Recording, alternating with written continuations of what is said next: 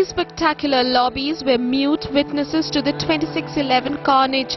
In fact, their past glory yet to be restored even after a complete year of dedicated efforts.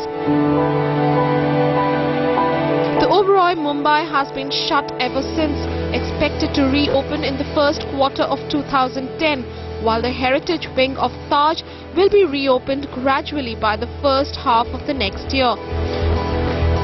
The two hotels have lost hundreds of crores and clearly business is down ever since. The Oberoi Hotel management says that increased threat, perception and travel advisories issued by foreign governments have dented business. But in a resurgence of faith, guests rebooked rooms at the Taj and Oberoi hotels soon after the Trident and the Tower wing of the Taj reopened after the attack. Not just the guests who are non-residents staying in Mumbai, but guests who were there with us on that day and the fateful nights. They've all come back, and because of some travel restrictions, they haven't yet been able to come back. It gives you a sense of satisfaction, but yes, with that little heavy heart. But for sure, the financial losses are nothing compared to the lives lost. And as the two hotels today hold an all-day memorial service paying homage to their guests and staff who lost their lives, a burning thought continued to ignite all minds.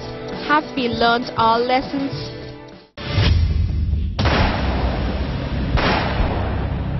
This financial loss cannot be compared to the loss of human life in the tragedy, a tragedy that has left a permanent scar. With Rumi Datta, Hardas Mulani, Sameer Hashmi, ET Now, Mumbai.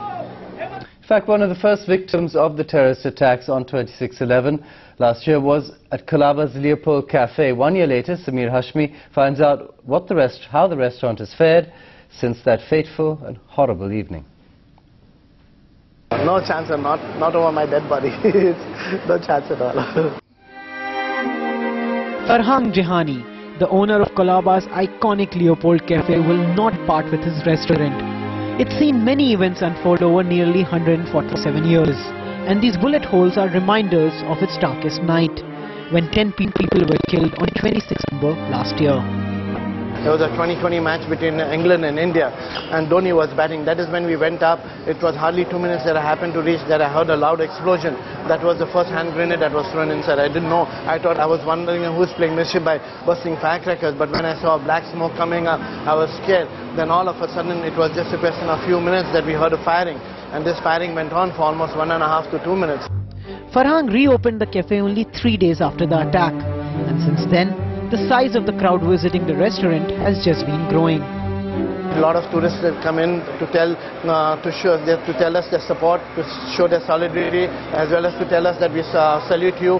When we saw this incident on the television, we have cried in front of the television, and we have decided that whenever we come to Mumbai, we will definitely come to Leopold and we will meet you.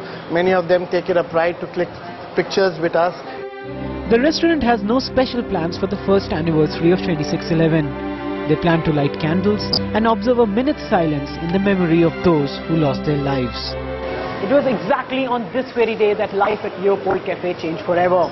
The owners and staff believe that the best way to pay tribute to the people who lost their lives in this restaurant is by serving delicious food and serving their customers in the best possible manner when they come to visit this place.